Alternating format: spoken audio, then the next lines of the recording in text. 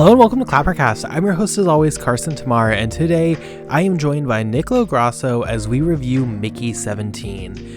Finally, we are back with a new Bong Joon-ho project, and while it seems like a collaboration between the director and Robert Pattinson would be a match made in heaven, we definitely had some more questionable thoughts on the film. I don't fully want to give it away, but I know that it was definitely a film that didn't quite live up to our expectations, and today we break down why we felt a little bit cold about the project, and maybe one of us feels a little bit stronger about it being bad than the other. I think it's a very fun and very worthy episode. So without further ado, let's get to our review of Mickey 17. Okay, Nick, look, it's going to be an interesting episode. We'll get to it, I guess. Mickey 17.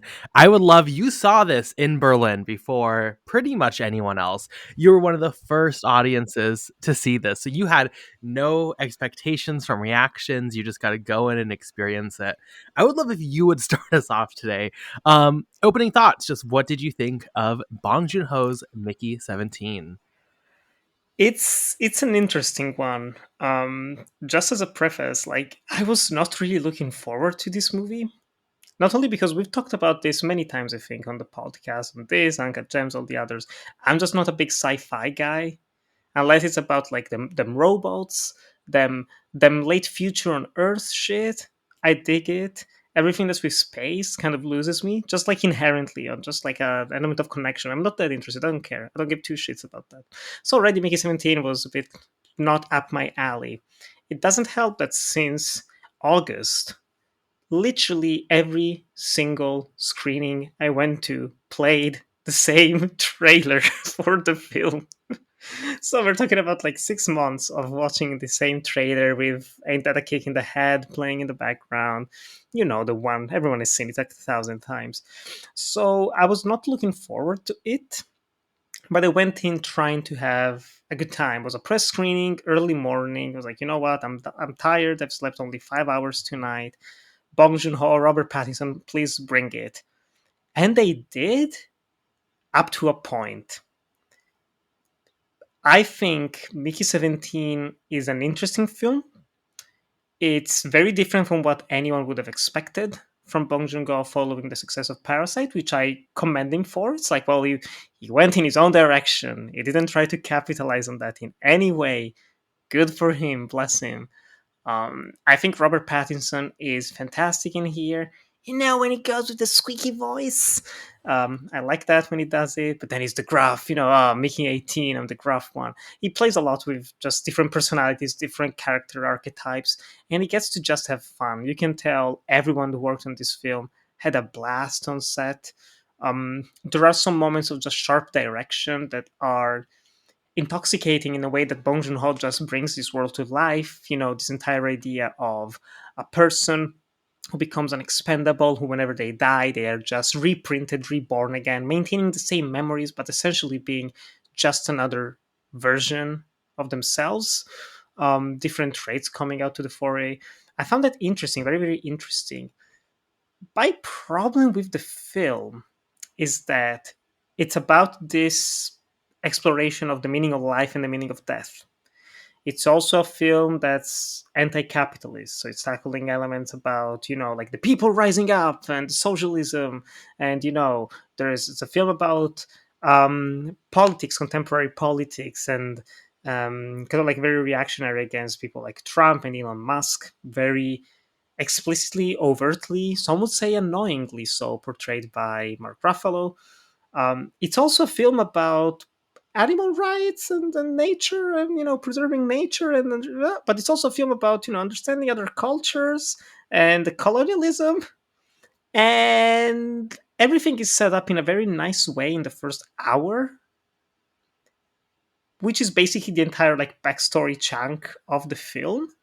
And then once the actual plot kicks in, I just don't know. Like, I don't know if there's way more footage left on the cutting room floor. I don't know if they just extended it somehow, but the story becomes so basic, so banal. There are so many characters, and most of them end up doing nothing by the end of the film. The actual climax here is tiring. It keeps going Carson, the movie's over. Like it's finishing, but then it keeps going for another half an hour. It's like, oh my god, just end, please. End. I'm done. I was like ready to go out, go to the bathroom. Just finish, please. It's one of those movies. So I'm interested in talking about it with you. Generally speaking, I would say I am leaning more towards positive. I did enjoy that it was just overtly comedic. It is a comedy at the end of the day, more so than a serious drama or even like an action film, even though there's plenty of action sequences. It is very different from something like Snowpiercer, even though there's multiple comparisons. It's closer in spirit to Oksha, which is a movie that I massively like compared to this one. So yeah, I feel very mixed. It's been a month almost since I've seen it, and my appreciation of it is only lowered. I am curious to hear your thoughts because I know you were not as well looking forward to this film. Look, so I did my homework for this release ahead of release because originally it was going to come out in January, then it got pushed to April, and we have plans in April. So it was like, oh, we should just do this on Anatomy of an Adaptation. Perfect, whatever. So I read the book. And I think the book is pretty bad. Like, I think the book doesn't have a lot of logic to it. I think it's a really frustrating read. Good ideas, but overall, I think frustrating in direction. But I was like, okay, Bong Joon-ho clearly is going to take this book, remove a lot of the bad, keep the good, and then is going to add something new. I heard it was very different than the book, and it is very different than the book. I was never expecting Bong Joon-ho to take the book, get rid of like everything that is good, and just heighten everything that was bad about it. I mean, no Ouch. comedic exaggeration. And over the last 12 hours, 24 hours since I've seen the film, I have been really weighing this statement in my head that I'm going to make, where I think this is one of the worst films I've ever sat through in my life. Damn. Take all the classic films I've hated over the last few years on the podcast, off the podcast. You have Power of the Dog, Titan, Coda, films that didn't really connect with me. I didn't really like Venom 3. And this is, to be very clear, on a level below all of those. This makes Venom 3 look like a Martin Scorsese film. Um, I think this film, in every single possible way, is a disaster. Outside of there's one scene I like where if you do Oh. not think about it at all, if you just turn your brain off, it projects like an idea that is somewhat rewarding, and the visual effects are okay. Outside of that, every single thing here I despise. I think it's one of the most idiotic, illogical, um, worthless films you can just get into in every way. It is so boring. It is so bad. I'm not getting specific just because this is opening, but like, and we'll break it down. And I don't want this to dominate the conversation. I'd love to have a back and forth here. But this is truly, I think, one of the worst films I've ever seen. And it's only heightened the fact that this is Bong Joon-ho, which I'm not the biggest Mm. stan of. I'm not like 5 star, 5 star, 5 star, but obviously Parasite was incredible. Snowpiercer, I think, has some issues in the practicalness of what it's trying to say, but it's still a worthy message, and it still is some great action, some great world building. It's very exciting. I love Okja. I think Okja is like fantastic. The host has some really interesting ideas. His filmography overall, let's say, is strong. And the fact that this is his follow up with Robert Pattinson, with Mark Ruffalo, with so many talented voices, both behind and in front of the camera, it is like an embarrassing stain on everyone's resumes. They should not have delayed this film. They should have canceled this film. This should not have been Wow. released. Um, so with that said, I would love to get into it. Um, Maybe we should start. I don't know. Do you want to start with the characters? Do you want to start with the story? Where do you think you would have the most fire to start off with? I mean, just based on what you said, I think it. I want to maybe talk about just Bong Joon-ho Yeah. and the way this. I read someone today on Blue Sky. I don't remember the username. I apologize. Should have written it down. But someone said, or maybe it was a letterbox review. But someone said, if this movie didn't have Bong Joon-ho's name on it, but Taika Waititi's same exact film, it would be getting so much more shit. And I Yes. have to say, I left the screening and I could just feel I was not in love with it in the same way that other people were around me. Even with a good friend of mine who's maybe listening, hi Raphael. The more we talked about the movie, even though he really liked it, the more we talked about it, the more flaws we started to see in it. And there is one big problem that I have with it, thinking about just Bong Joon-ho in general, is that you mentioned Snowpiercer, Oksha, Parasite, Memories of Murder, Mother, just all those movies. You see them, right? Like you may not love them, but you see those movies. Like you see sequences, you see moments, emotions, feelings. Even something like Snowpiercer. In my opinion, Snowpiercer so far was the weakest movie that Bong Joon-ho has made. At this point, I would say Mickey 17 is the weakest, mainly because Snowpiercer has those fight scenes that are fantastic. The different train cars that have their personality. There's the school car with Alison Pill.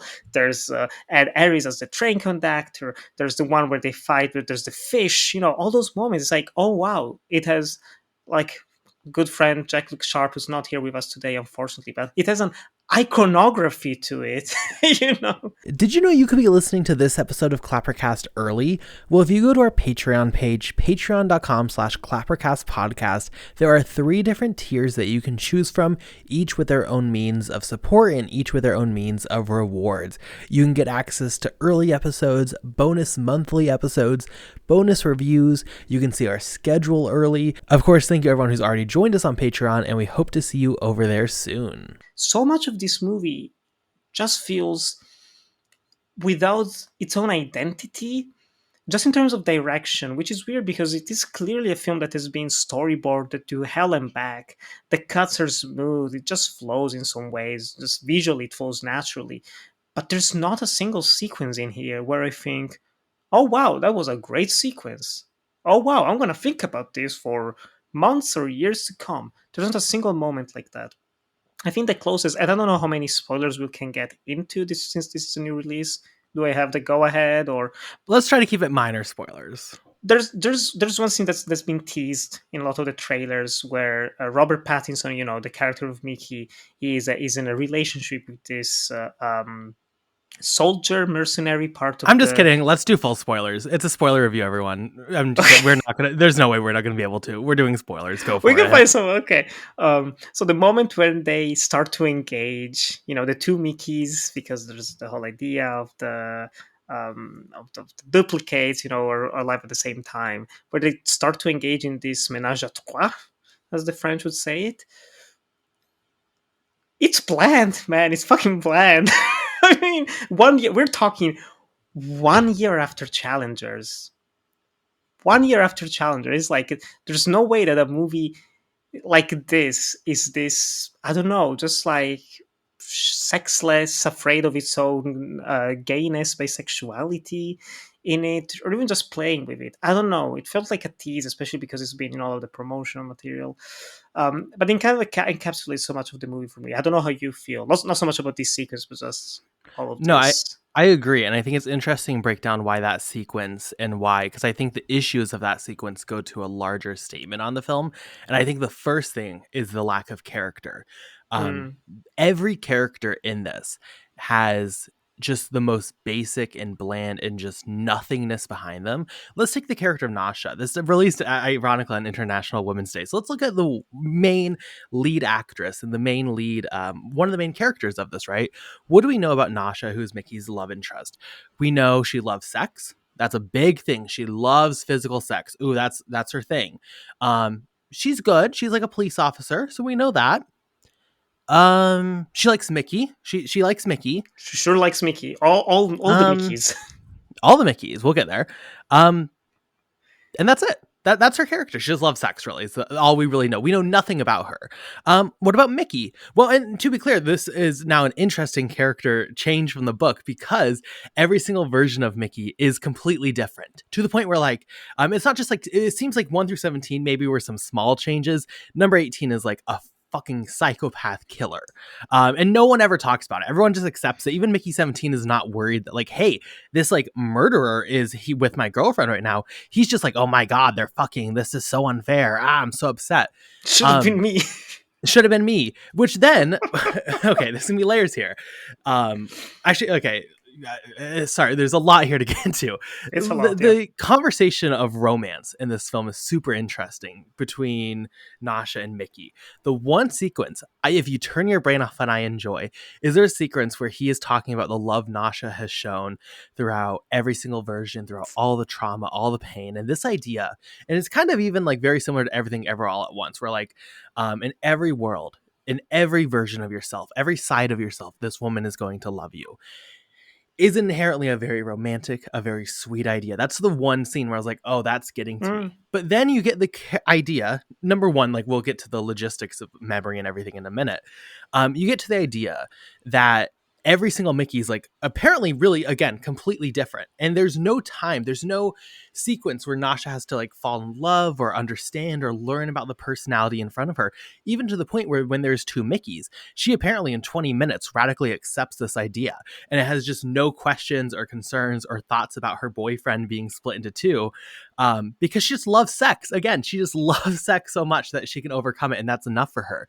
It takes a romantic relationship and a statement on romance, and completely, when you really think about it, boils it down to like physical attraction. And it's not that she loves every Mickey. It's not that she needs to learn to love every Mickey. The fact that the bodies are the same is like enough for her to just be like, yeah, this is good for me. It's a wildly like not thought out concept, but again, when you can break down every single character, and the side characters are like shocking here. Why is Steven Yeun in this movie? I understand his character is like big for the book. It's a really pivotal character in the book for the drama they go with It's there. the inciting Um, incident, right? Like yeah, even in it's like a this huge movie, but thing. In here he is like they keep the first scene with him, which is very odd because they're never really going to go back to that and the reference to what it means in the book. And then he's just there. Like every side character is meaningless. You can cut all of them and save time. So if we're not building characters for Mickey, if we're not building characters for Nasha to where like that scene would make sense because you understand their characters, you understand their emotions for each other. Oh, there's this. And also again, they do cut away from like sex. They don't even want to play around with sex, which is weird for a movie so obsessed with sex. What are they filling this runtime with, right? It's over 2 hours long. The first half is this obnoxious setup narration. If you are someone who subscribes to the idea that films should be show versus tell, this movie's not going to work for you. It is entirely tell, no show. You just get this voiceover that goes through every single step of him getting to this planet, and it's not meaningful. It's not going to be relevant. In fact, it's just going to raise more questions. The more details they give you on the world and how this process of cloning works, you're just going to get left with more questions and more frustration because the film itself, on the most basic sci-fi level, does not follow its own rules. So that's not going to work for you. So then you just have that, and then it literally gets lost in the sauce, where then you try to go deep into the Trump allegory and you go deep into Mark Ruffalo. And as you mentioned, it becomes very, very boring. You continually have them just keep talking about sauce, which, not to get lost in the sauce ourselves, but like they really try to hammer that in as being this poignant, big reflection, and it's not, to the point where the ending is like one of the worst sequences I've ever seen, where I was like, why are we watching this? What is happening? But I think, again, going back to your point with that specific scene, and I know I've thrown a lot at the board here, it has no interest building these characters, no interest actually developing these relationships, and every interaction is so unnatural. Nasha should not just be like, oh my God, there are two Mickeys, we can have a threesome. This is my first reaction to my boyfriend having two of my boyfriend who also act completely different, and one is a psychopath. she's high on drugs in that scene. To be fair, she has sniffed them drugs. Was it like the propel, like the tank, like the fuel from Yeah. the flamethrowers or something like that, right? Well, even when she's not high, though, she has no moral obligations, no conversation, no thought, no like anything with the ethical. And this movie like presents ethical backbones of like, oh, that could be an interesting conversation. It never wants to engage with it. It never wants to engage with like, they have the answer to eternal life, basically. They never want to engage with that conversation. Instead, it obsesses with this conversation of what does death feel like? What does it feel like to die? It's something Mickey wrestles with internally. He feels ostracized because everyone around him asks. Mickey's willing to give answers and he's willing to talk about it with certain people he trusts. Except the entire gimmick is that he has his memory backed up every single week and he doesn't remember his own deaths. That's the entire like point of it. That's the logic of this world. He has no memory of death. In the book, that's a huge plot point also. They just cut that, by the way. So it's not like even Bong Joon-ho would read the book and not understand that. That's the entire point in backing up the memory every week. They even say in an explicit scene, oh, like this is so there's not too many big gaps in my memory when I die, because the new body gets loaded with the memory. It's not like when you die in this cave, the memory like sinks through Bluetooth. But the movie just doesn't really care about that, and it just is like, it'd be more fun to talk about death.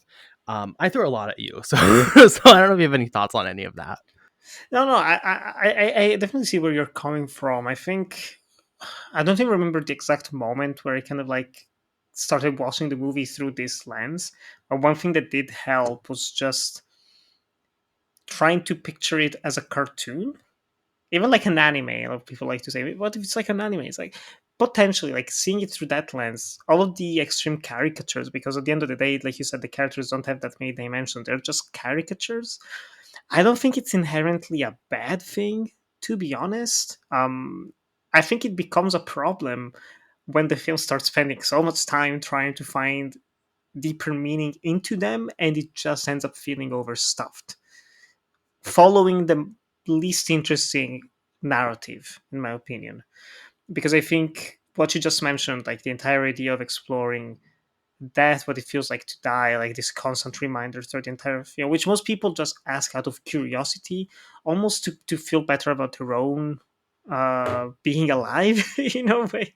Just the fact that they're alive is like, how do I feel like to die? It's something I will never experience, to be honest. Just like it's curious because you've died like what, 15, 20 times, whatever. Um, which does lead into one of the best sequences of the film for me, which is also one of the it's tied to one of my favorite characters in the film, which is I don't remember the actual. It's Kai Katz, played by Anna Maria Bartolomei. Big fan of her since I first watched Happening, the Venomont back in 2021. I think she's fantastic in everything she's in, and here she's a standout for me.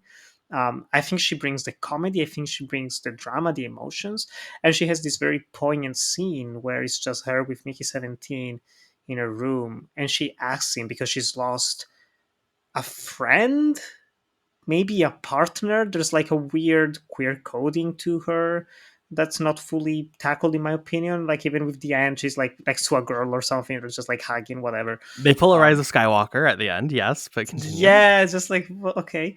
Um, and he talks about it and he opens up, and it's a way of just comforting her in a moment of grief.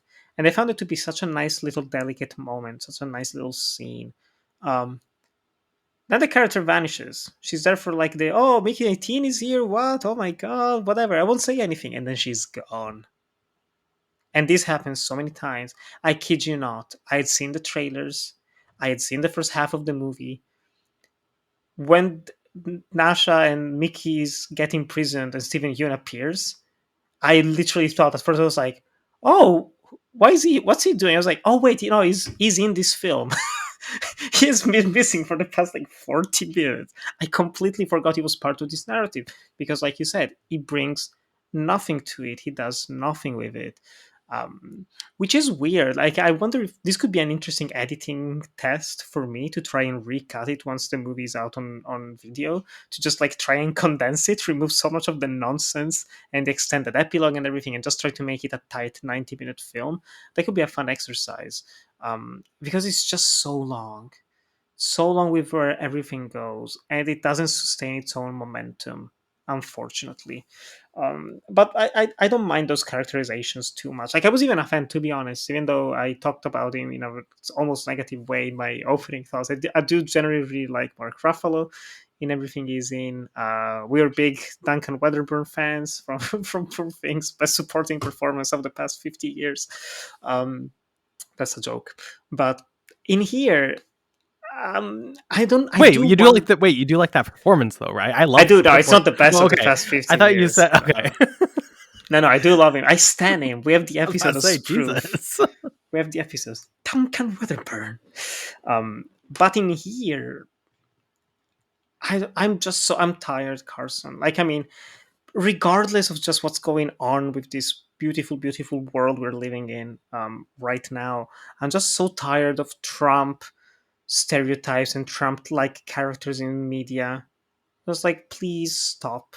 The moment he started speaking, I was like, oh no, why? Why did he tell him to do that? Because this is 100% direction. It's not Mark Ruffalo coming up with this. It's probably in the script. It's like he Yeah. speaks like Trump, you know. Because I think, oh man, I like him. I almost like the character as well, and I would say that about most of the cast in here. I think the actors elevated the characters Mm, from the page, especially we haven't mentioned her by name yet, but like Naomi Aki, who plays Nasha, I think yeah. she really takes a potentially worthless character and makes her just full of energy and charm and were all those ones I was like, fuck yeah, like she brings it. I thought she was Yeah. great in Blink Twice as well, even though the film is very flawed. Her and Steven Yeun, I think, are both fantastic here. Like the sad part Yeah. is, like, and also the girl from Happening. Like, and I didn't even know it was her actually from Happening. Love that movie. Hey. Um, I think all of them. That's like the cruel joke is all the side characters are like fantastic here, and then like you mentioned, they're there for one scene and they disappear for an hour and a half. Um, I think that Robert Pattinson is giving like a career worst performance, genuinely. Oh, I wow. think Mark Ruffalo is bad. I think the biggest, and this is a fascinating thing we're seeing in cinema now with films talking about Trump, is like this movie clearly, in my opinion, thought Trump was going to lose the election. And then as soon as he won, it all kind of falls apart. It's very obvious to me. And Bong Joon-ho, that's his biggest issue for me, especially even like with Snowpiercer, is he is great at talking about the concept of clash warfare and the lower class and the upper class, the 1%, and how evil they are. Yes. And Parasite does an incredible job at fleshing out the 1%. But overall, especially in sci-fi with Snowpiercer, with this, he really struggles to give them substance. And it feels like this movie really wanted us all to laugh at Trump and his failures and just hope that would be enough. And the issue is, like, this movie has no and I hope there was more people here who love this film, because I'd love to ask them, like, what are you seeing out of the story? There is nothing that is reflecting on with Trump that is new, that is substantial, that is worthwhile. It's not even a film that understands, and a lot of films don't understand why Trump is dangerous or bad. It's not that he talks funny. It's not that he's a joke. It's not that he's idiotic. It's because his actions have real life consequences on those around him. Not even just minorities, not even just queer communities, vulnerable communities like those, but in everyday life, the choices he's making is raising prices. Like, he's idiotic to the point where he does not know how to make choices to benefit anyone in the country. He's nearing us towards war. That is the danger of Trump. And every single example of him and the 1%, and this was a big issue with Snowpiercer more than this, but it still is relevant here, is that they never show his shortcomings or they never show how idiotic he is. Even the final conflict here, which comes down to him and the creepers, and there's this idea that he's leading them towards human annihilation at the hands of these creepers. The film itself undercuts by at the very end revealing the creepers actually couldn't kill any of the humans. So how funny, if he just did what he did, if it wasn't for Mickey and he just wiped out all the creepers, or he went to war with the creepers, he would have won. Humanity would have prevailed anyway. They don't understand why Trump is dangerous and instead just try to make him a joke. And again, here, there's just no substance to him beyond the sauce, which literally is the only thing. And that's his wife anyway. Like, it's really frustrating to see a film that is just so, and you mentioned it, so basic and generic in every single one of its messages. Yes, you can point to colonialism, you can point to animal rights, you can point to labor laws, and labor rights, and labor taking advantage of people who are poor and desperate, like Mickey is. But none of those conversations have any substance that haven't been expressed in the last 100 years of cinema better by probably thousands of other films. For a film over 2 hours, it should not feel this stale and empty. And if it wants to be just a fun ride, if it just wants to be a comedy, number one, please make your characters and actors funny. But number two, like, don't have it be so long. I don't have it spend so long on this climax. It really just felt so boring and empty to me in a way that it just, again, for Bong Joon-ho after Parasite, which I think is where he really hits that nail on the head and he really gets into it. What a disappointingly empty film. I mean, what is any statement in this from any side, whether it's Trump or not, that has like actual substance in a unique and substantial way? I don't see it. I don't see any, which pains me, especially because almost everything that's in this movie he already did better in something else. I can see that maybe being a challenge for him. Maybe that was the appeal. It's like it condensing his entire filmography into one film. It has the sci-fi and the drama and the social warfare and everything. Um, but yes, I think it's good that this movie exists, in my opinion, in terms of, like, the financial aspect of it. A big director getting a big budget for new IP, a word that everyone loves, to do whatever the hell he wants. It is unfortunate that what he did is not very special. I don't see this being a movie that is truly worthwhile in, like, IMAX. I don't see people flocking to the theaters for it. There will be fans of Robert Pattinson who will like it. I think I really liked him in this. I found him to be just very funny. Just like I think that's probably also why I've read so many different reactions going from yours and other people who really dislike the movie, and also people who adore it. I do think, since it is a comedy, and comedy in my opinion is probably the most subjective genre in cinema, even more so than like horror, I would say. um, if it's not working for you, it's just gonna be painful for the entire 2 hours and 10 minutes. If it is working for you, all the shortcomings you can overlook. I've read like from really good critics as well. I've read like 4.5 star reviews where they are recognizing some of the flaws, but they had such a good time that they were just like, I can overlook them. I love this film. I wish I felt like that. I really do. I wish I wanted to be swept away by it. It comes close with the soundtrack. The composer, Korean composer, also did the soundtrack for Parasite. He comes from a classical music background, that you can tell. It's just a sweeping score, man. It's so beautiful and memorable, and it's probably the most memorable aspect of the movie. It's just like it brings attention to itself in a way that I love, instead of being the usual, just like stock soundtracks, like do droning noises in the background. It's actually bringing some personality to the film. Even almost an operatic sense to everything that's happening, which also I would say plays into the more cartoonish elements of the plot. It just never fully comes together. In my opinion, the movie could have been great if it had focused on what you were saying. You have the Trump-like character, you have this man who is going to be erased from existence because of a mistake. What happens? How does he fight him? How is there an interaction? Blah blah blah blah blah. Just explore that, because everything with the creepers, it's very cute, very cutesy. Um, we've seen that before so many times. Like, even just in Okja is an entire movie about one giant creeper, basically, and it's so much more powerful because, again, it's laser focused on that one thing. And you can have I'm not saying that those movies are exclusively about one theme. I don't want to be misinterpreted by maybe some of the listeners, but they are primarily about one thing. And that's the more frustrating thing, as I mentioned before.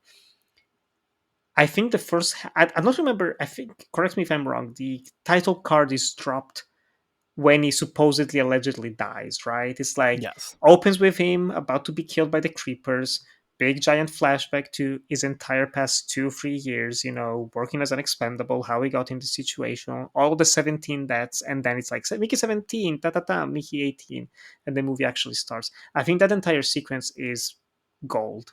I think that opening is great. It's just like moving along.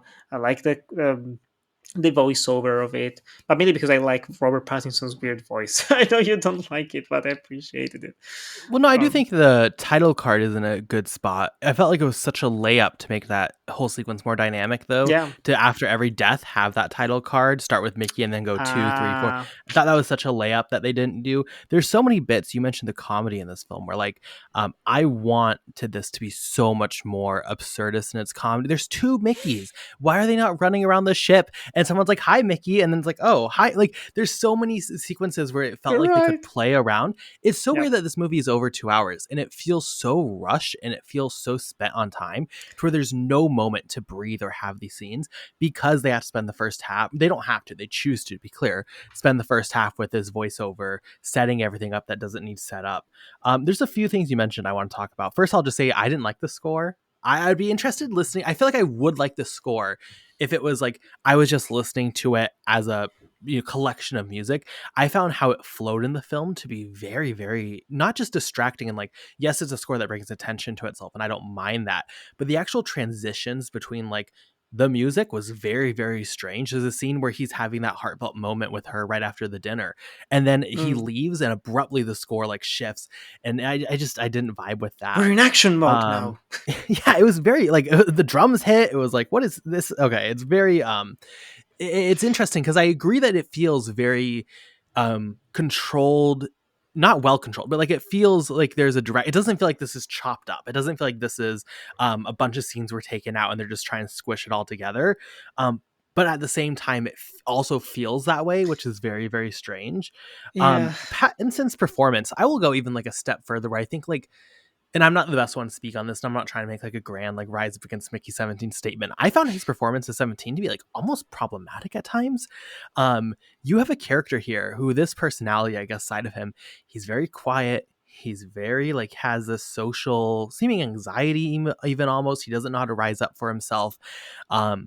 He also just like seemingly is a little bit slower to digest information. He has a whole reveal midway through where he's like, wait a minute, the creepers didn't kill me at the beginning of the film.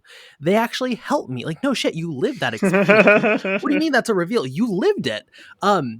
To the point where in the movie, at every single point of this, like laughs at him and other people, including like his girlfriend, calls him like a little bitch and calls him a name, where it's like, I don't know. It feels like there are some connotations with that character and maybe certain aspects of them where like, I don't necessarily like that the film just keeps like poking them with a stick and keeps being like, wow, you're such a fucking loser. Like, I don't know. If to me, it felt like, and also Pattinson again is like able bodied. Like, I don't know. It felt very, some of the connotations there got a little messy for me and I was a little like uncomfortable with. Plus, I just think his performance is like squeaky and annoying. But I appreciate that if you do find him funny, at least like that would be comedic for you. I just think it's crazy how many ideas in the book are really, even in just setup, engaging, and they just do nothing with it. In the book, minor spoilers for the book, I'm not going to get into it, but like his first thing that he realizes is off is since he's died and he actually knows his death, he's talking to Stephen Yeun's character, and Stephen Yeun, it like turns out, is kind of lying about how he died, and he starts to realize that all of his memories of like what he's been told about his deaths are kind of off, and there's something there. That is such a more intriguing setup than anything presented within this movie. Even like there's little things like he gets chosen for the captain's dinner and he's like projected as a celebrity around the ship, and you would think that would be something with like there's a whole nother clone who is not at this dinner who's probably doing something else, and that just never comes up. It's just so odd to me that this again took like just got rid of anything intriguing from the book and kept all the bad. It's such a strange adaptation. I would love for you to read the book eventually and Yeah. to see how it changed, because it's, and you obviously run a whole podcast everyone should listen to about adaptations. I've been on there a few times.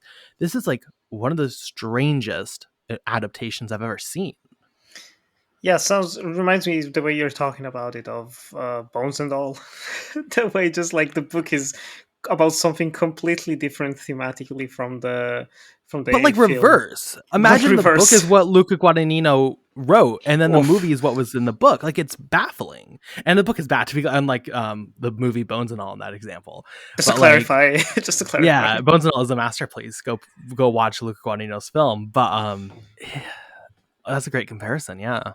Yeah, which is so weird, and it is a film about contradictions. Like, if I look at it from a certain angle, it feels like they played it a bit too safe. But then I just cannot deny that the actual filmmaking and narrative is anything but safe. This is not conventional in the sense of like this is what people want. I mean, we talked about Gladiator 2. Gladiator 2, like or dislike the film, is a very safe story. It's nothing like the original Gladiator 2 by Nick Cave. This one, on paper, it's not a safe story, but the way it is put together feels very safe, almost pandering to a certain audience. And I do believe very much so that its delayed release has only made things worse, because like the loud groan that I made when they have the actual line, semi quote here, where it's like, "You will never be reelected." I was like, "Whoa!" That's why you screwed up both your elections, because you're stupid. Yes, it's like no, like you could just feel the energy in the room where people are like, "Oof." Like this was clearly meant for early 2023. This was not meant, or 24, whatever. This was not meant for post-election where Trump wins type of world. Um, yeah, This sad, should have very been sad. definitely released like late October, early November, well, or like before the election, but in award season, I feel like it swept up in that conversation, whether you're good or bad. Like that was the move. Pushing it to January, the like week of the inauguration, I appreciate is not the right move. Pushing it to March, it doesn't help that much. I find it really interesting, this conversation that a lot of people are having with this film, because I agree. I don't think this feels that risky. I don't think this feels on a lot of fronts like a Bong Joon-ho film or whatever. I think it's not even identifiable as a Bong Joon-ho film. But there are a lot of people who are like, it's so sick that this movie got made and so good that this movie got made as a big blockbuster. He got a pretty hefty budget for it. And I'm like, I don't know if this is what he's producing, because this also is doing, I mean, we don't have full reports, but it's doing bad at the box office from what we're seeing. This is not tearing it up. Mm. Um, I think that if a director gets a big budget, and also there's like possible studio interference, like let's be clear, there's a lot here that maybe is not on Bong's shoulders. Is the message of this film, if it fails and it's bad, like is the message for studios that, hey, we should just continue to give $120 million to directors like Bong Joon-ho?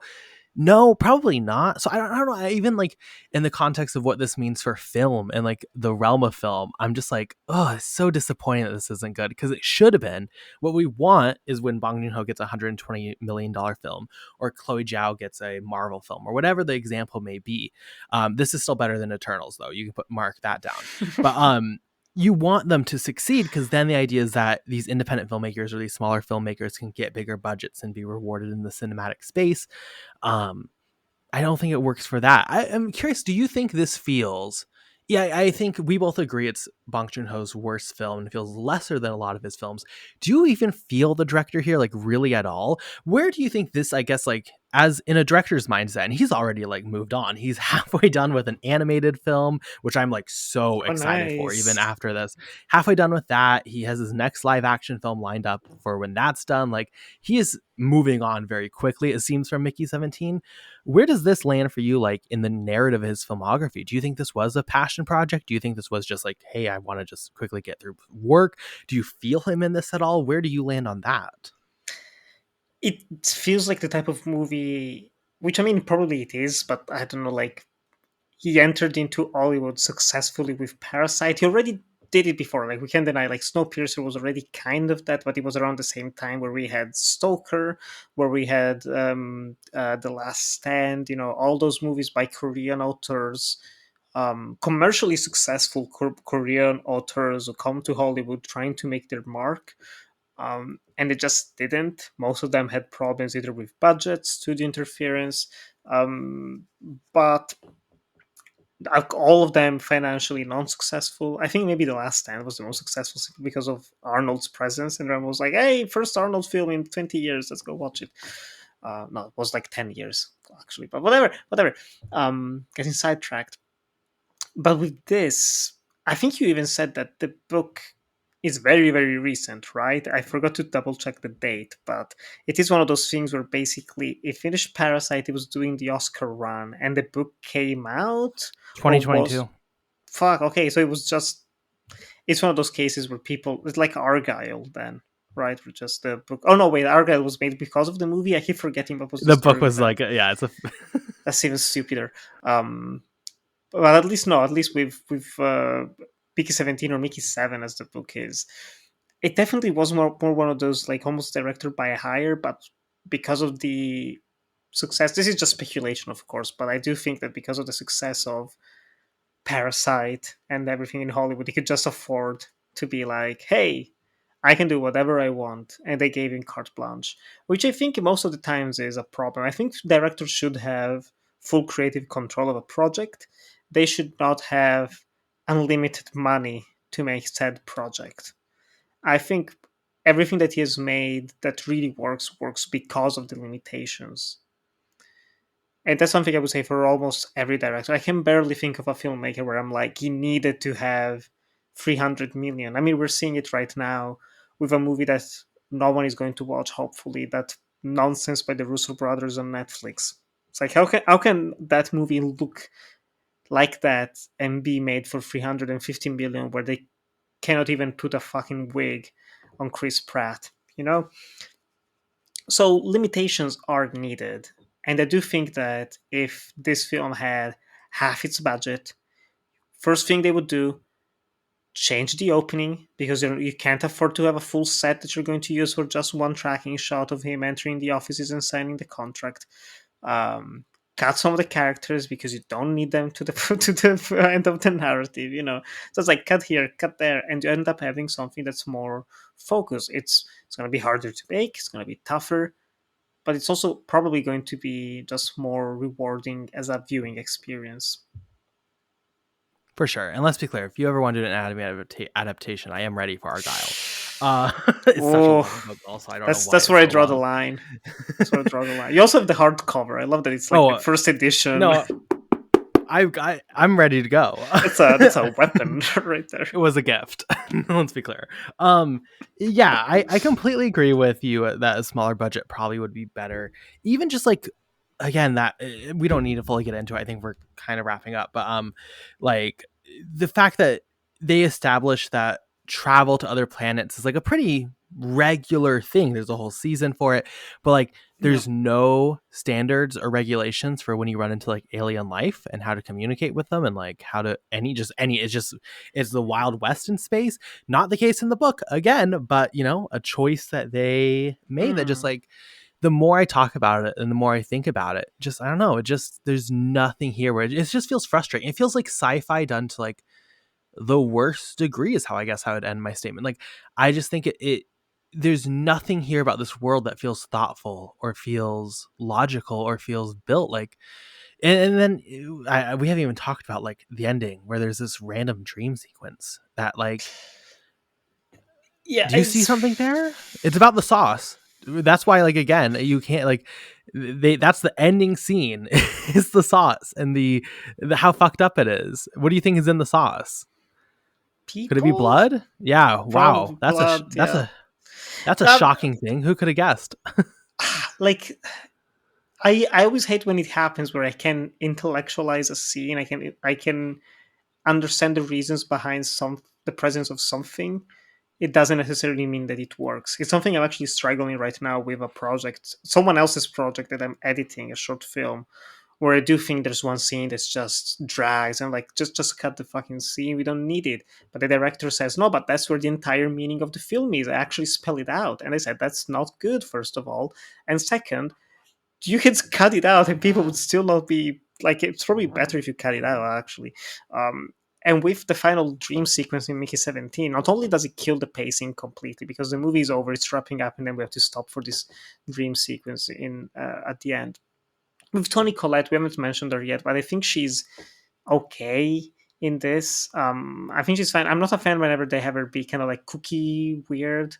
It's like I recently rewatched Juror Number 2, and I was like, that's a nice Toni Collette. I like that Toni Collette. She should do that more, or even like Hereditary. I love her in Hereditary, but this was a bit too much winky, in my opinion. But I I, I, I like that at the end, Mickey 17, the last Mickey alive, finds his own humanity, finds his own personality, reason to live, reason to go forward, reason to be his own person, to have that fear of death and of what's going to happen. It's like, who knows? It's like the beauty of life is that it's going to end one day. I can't just keep cowering, and shying away from my responsibilities and the things I need to do and all of that. Um, it's a very obvious character arc, completely obvious, telegraphed from hell and back. I think the moment the way they introduce Mickey 18, I was like, Mickey 18 is going to sacrifice himself because we need this weak character to be strong by the end.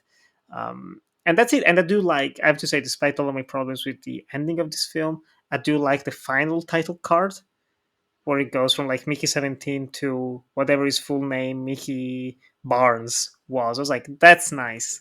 He's officially just one. He's not just a random number. He's not just just this thing that's disposable, expendable, as they say in the film. No, he is his own person. I can intellectualize it, but it just gave me nothing. Like I wasn't there like cheering. I wasn't there like that's a good ending. I was just like, I'm glad it's over. I want to go home. Agreed. Yeah, I mean the title card is I like both title cards. I will say I think both title cards are like quite excellent. But like again, not to get into it fully, but like he always has a fear of death because he does die. Every Mickey does die. and then it's someone else like who takes over. Like it's not just like, but again, they get rid of that in the movie, despite saying it's not. So who knows? Are you retroactively liking the book more Oh yeah. because of Oh, okay? fully. Well, no, but it's like no, but it's different because it's not like, I mean, yeah, retroactively, I look at this and again, legitimately, I'm like, oh, The Gorge or Venom: Last Dance. I'm like, oh, I appreciate the positives of those Gorge. films so much more. But like, no, they're still 1 and 1.5. The book still sucks, but like, yes, it can get worse, and it's always important. I think it's healthy for people to watch like terrible, terrible movies to be reminded of like, oh, you know what? Power of the Dog. Actually, Jane Campion made some points in that film, and actually, like there are points where like there's okay filmmaking. Like, Jesse Plemons is incredible in that film. So is Kirsten Dunst. Like there is something. It's just like yeah, I wish I could be there because when I contextualize it though, I'm still just stuck on like how bad the logic is, and then it falls apart. I wish I could be with you even on that front, but I just the more and then like even I I don't like that they, for anyone who's a big fan of the book, they change why they had to leave Earth and they change it to they had a Macron business, which was like this very odd and out of place, I thought, concept. It's a That was one joke. of It's the just a few. full joke, which was weird. I was like, oh, Yeah, okay. especially for the stakes being like, no, we're gonna chase you to another planet and chainsaw you into pieces. I was like, okay, that's very odd. But and in the book, it's so much more intriguing because it's this whole like sports. Like imagine, I guess, a ping pong tournament. I forget the exact details of the sport, but Stephen Young is playing it, and then Mickey's betting on him. And then there's even a thought at the end where like maybe he threw the big game, so I lost my mind. Like there's a whole. It's so much more intriguing. Um, Hmm. yeah, I just again I never would have expected Bong Joon-ho just to take the worst parts of the book, but yeah, just I guess final thoughts. I really hated it. Obviously, it's one where like I talk about it the more and more, and it just gets worse and worse. I do not understand.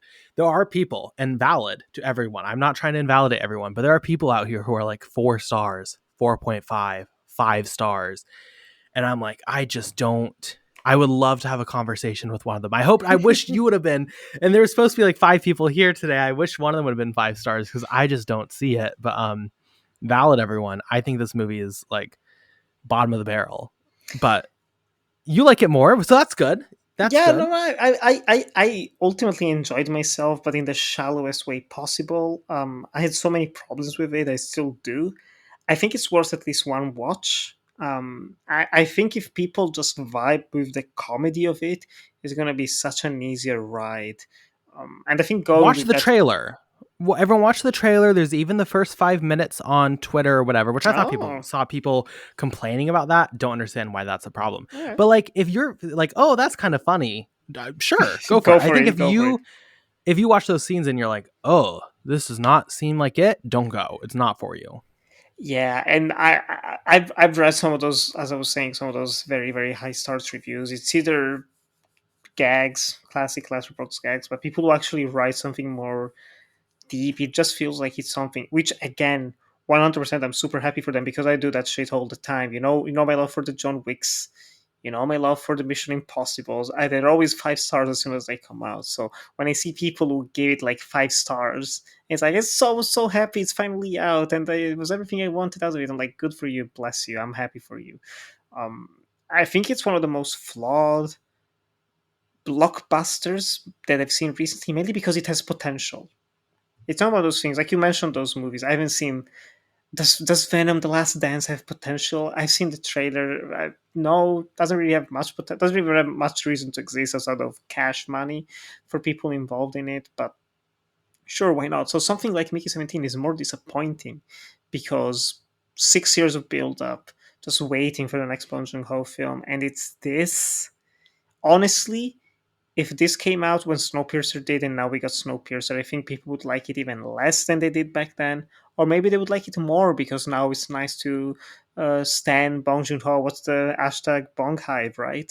Did that make a comeback for this or not? I'm not on Twitter No, it anymore, so I didn't. don't That know. I totally forgot about that. That never did. I Disappointing. think if Parasite didn't come out, if this was his next film after Okja, and Okja didn't do great. I mean, I love the film and I know a lot of people like it, but it Yeah. didn't do like banger numbers or socially or anything. I think if this would have came out without Parasite, it would be like career death for like Bong Joon-ho. I think people would be like In Hollywood, angry. at least. Well, For sure. sure, for sure, for Yes. sure. But then he would go and make smaller stuff and it would probably be incredible and then he would build his way back up. But like I think he would get like backlash from this on an extreme level. But like I'm standing like to be very clear and I'm open about this on like the weakest of foundations here. If you want to look at what I enjoy and what I give 5 stars, you can like probably find a shit ton there that's like shocking and not value my opinion. So more power to everyone who enjoyed this. I do agree with your statement though. If it wasn't Bong Joon-ho, I really question how many people. Also, like Bong Joon-ho and Robert Pattinson, that was my scariest thing going into this. Is this his film Twitter the movie? And not to devalue either of those talents because they're both genuinely very talented people, but the fact that this is film Twitter the movie and like the people who I know lie about ratings and lie about like even Oscar buzz to get clicks were giving this like 3 stars, no Oscar buzz, and I was like, oh, like it must be shit if people are not even lying about it, saying it's 5 stars. So Yeah, I will more power to you say though. last comment. I'm just glad that at least compared to so many other movies, we see so many movies where you're just like, why the hell did they cast X actor in the role when they do nothing with them or whatever? I am at least glad that, Naomi Yaki, who's just starting to become more of a name, she gets a nice showcase in this. Stephen Yeun is a name now, to be honest, so he also gets to have some fun moments in here. But especially Anna Maria Bartolomei, it was like one of those festival connection as well. I have to say, I love when it happens. Bong Joon-ho was the festival president in Venice when Happening received a Golden Lion. So in my mind, 100%, 2021, he just saw her, met her at the after party, and he was just like, I'm going to put you in my next movie, and he did. So I think we are seeing with this film a new generation of talent. I mean, some already established, some soon to be established. And I think that's nice. I think it's nice that they are on such a large scale project that will get more eyes on it than it would otherwise. Because even something like Blink Twice, it was popular, but again, we're talking about the film Twitter sphere. It's not a movie that actually broke into the mainstream consciousness. It wasn't like The Substance, or Long Legs or any of those movies that actually were mentioned on the news or were spoofed on comedy shows. So I'm glad she gets to be on a big project like this to actually showcase her talent. And we'll see what happens with all of these actors in the future. See what happens with Bong in the future. But yeah, I really wish I liked this movie more than I did. It just feels so bad to be like, oh, it's not great, especially with low expectations. Because that was my hope. Secretly, I went into the screening. It happened, with what other movie it happened with during Berlinale, A Complete What? Unknown. I'd seen it. Oh I no. want to say 1 or 2 days earlier than Mickey 17, and I went in thinking I don't really care that much. I love my Bob Dylan, I love my Timmy, but I'm not really much into this musical biopic, so I have very low expectations. And I left thinking, you know what? That was really good. It's not great. It's not great, but it's really good. It's a really good film. And I wish I felt the same way about Mickey 17. But alas, No, there are so many movies I walked into expecting to hate, and I think that is the best mindset for a film because it's like if you give anything, it's going to stand out more. I thought I was going to hate Guardians of the Galaxy Volume 3, and I gave it 5 stars, like hmm, blown away by it. So I was really hopeful, and I go into every film genuinely wanting to really enjoy every movie. there's But no it fun doesn't. in going into movies thinking I'm going to have such a miserable time. What's the point? What's the point of that? Like, you can have expectations and be like, I don't think I'm gonna like it, but like, Yeah. what's the point of watching cinema? You truly like. I don't get why people go to like the things. Jack Luke Sharp is the number one. He'll be there like opening day, up at like midnight when the electric state drops to watch it. And I'm like, why are you watching like the Gal Gadot Netflix action Oh hardest? my Like, what are god. we doing with our lives? So no, I don't find any fun in that. Mickey 17 has taught us one very valuable lesson. Time is essential. Time is the most valuable currency we have. So maybe skip 2 hours and 15 minutes of Mickey So yeah, 17 17, and go skip for it. something else. Yeah, I think that is a perfect lesson to end on. To be honest, if after this glowing review you want to watch Mickey 17, it is currently out in theaters globally, and I'm sure it will be on streaming eventually.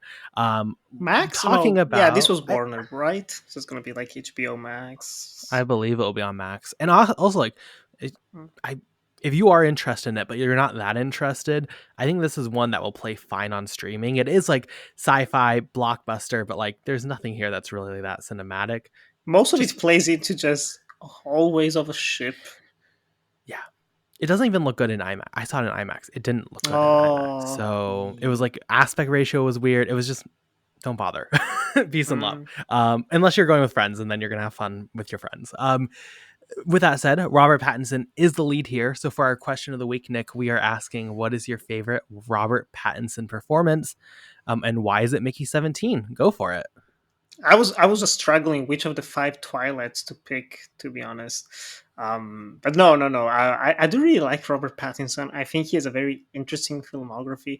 If I had to single out two movies, but I think I don't know which one you're gonna pick. It's okay if we pick the same movie, probably.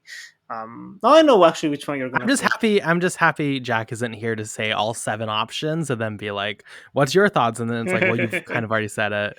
No, I will say two. The two I will say are the first one that just like blew me away. That's the performance where I was like, oh, Robert Pattinson is a really good actor, and I think most people, at least of our generation, of our age, more or less, was Good Time.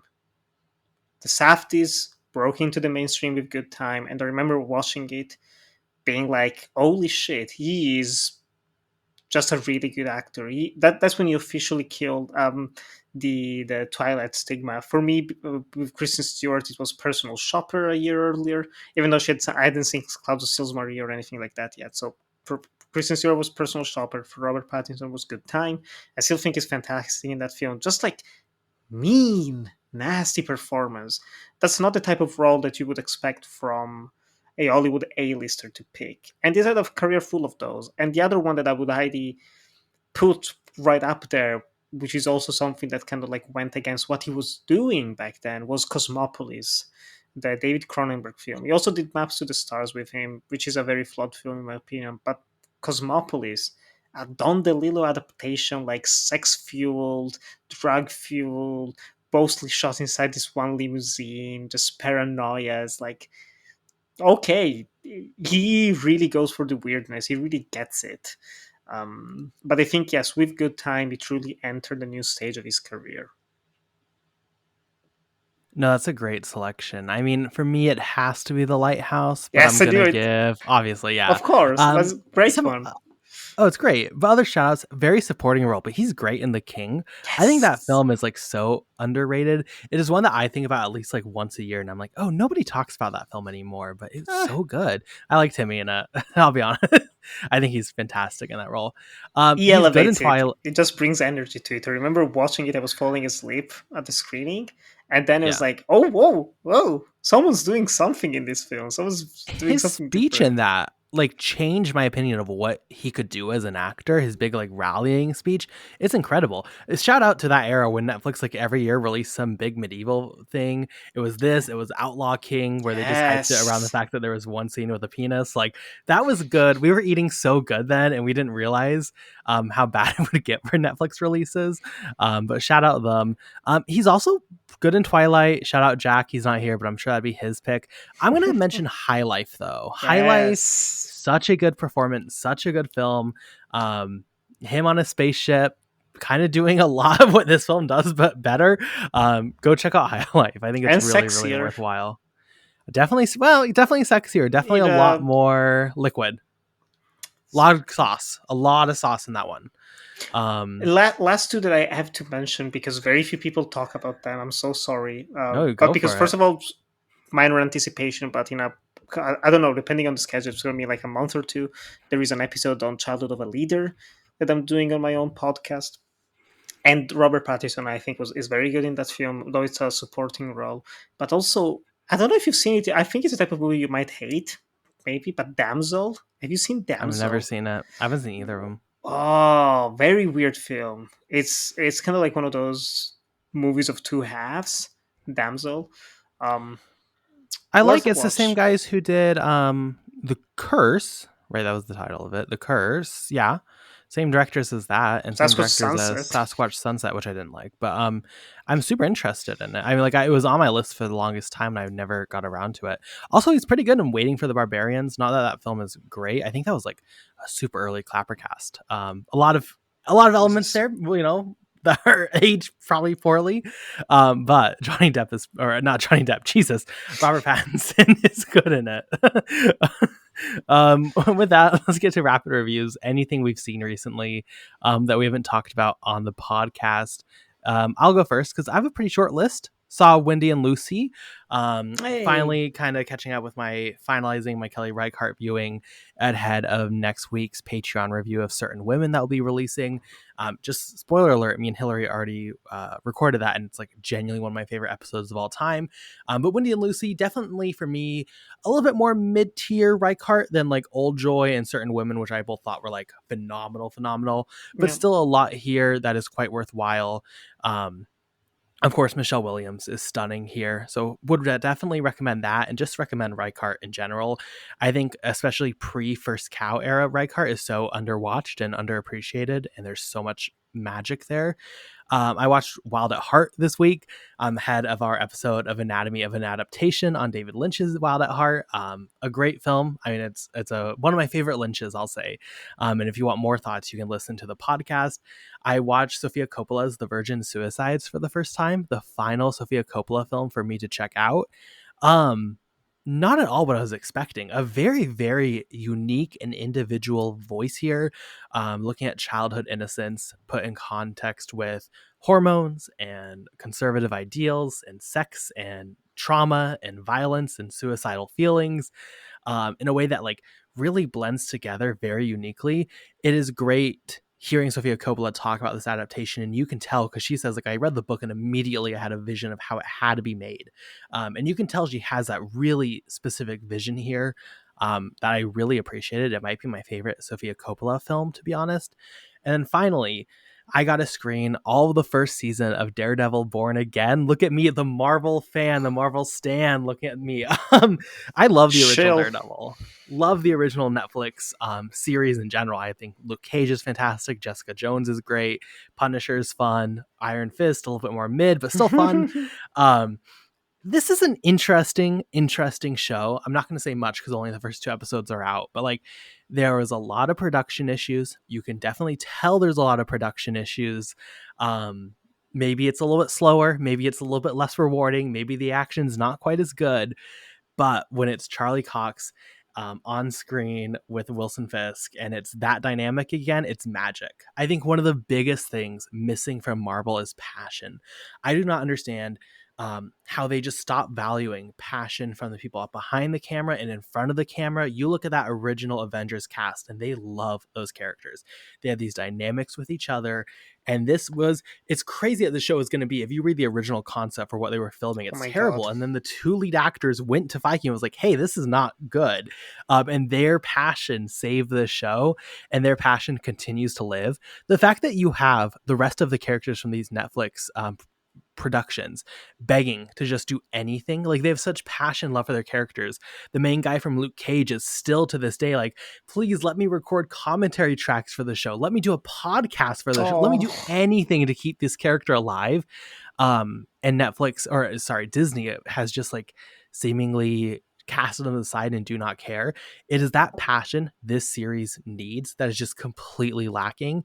And I hope that this show, if successful, will push for some of those other characters to come back, and maybe just overall in the MCU, a little bit more love and community and family from those on screen, because that's what people fell in love with. And it's so bizarre to me how that has fallen to the side.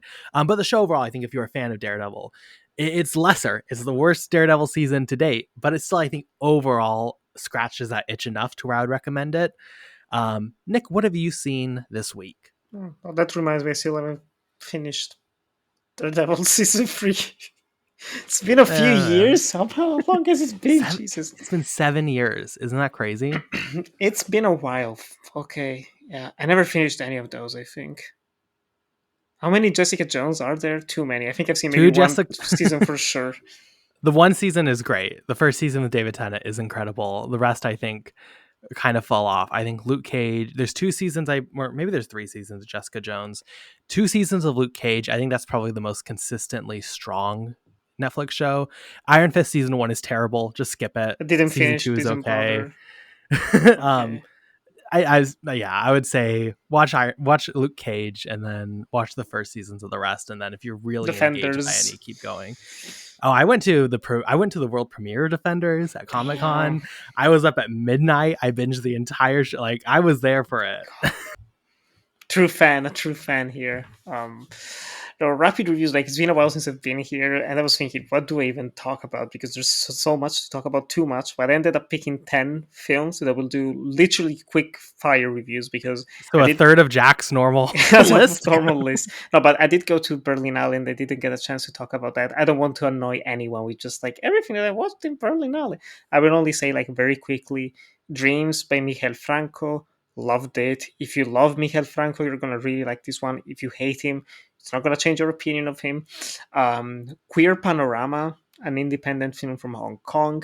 Director pro-Palestine. He got into some big troubles for mentioning pro-Palestinian messages during his opening speech. Yikes, Germany, big yikes. But Queer Panorama is fantastic. Carson, put it on your list, watch list, high priority. It's basically about the director of the film fictionalizing his grinder hookups, where he would have everything from just casual chit chat to meaningful conversations with his dates before or after sex. And it's a series of vignettes about that. Some of them are just pure fiction, some of them actually star the people he had relationships with, which is even crazier. Loved it, loved it. Top three of the festival for me.